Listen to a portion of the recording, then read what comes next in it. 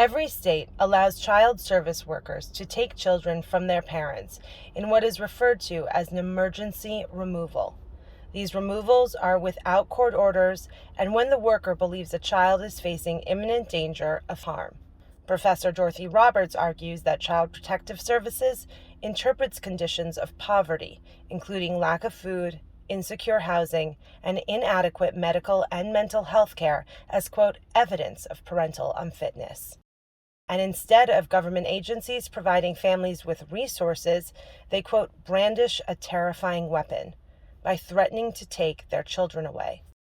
Reports like this one, by experts on the subject, are storylines that many public defenders see in court every single day. Nationally, more than 400,000 children in the United States are currently in foster care. And while some of these children need to be placed there, most of them do not.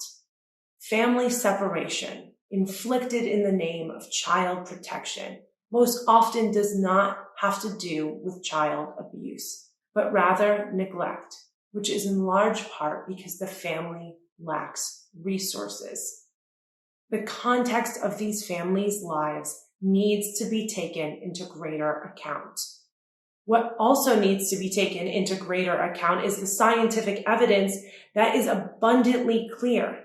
In almost all instances, taking a child away from their family will cause the child irreparable harm, actually changing the child's brain architecture and creating symptoms such as mood dysregulation, the inability to concentrate, and the inability to create healthy attachments in the future.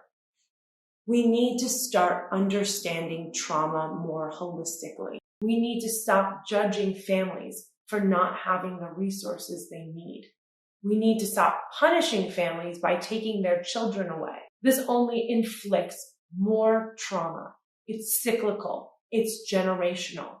What we need to do is empower these families, empower these people, empower these children. It's not just the children who are dealing with trauma.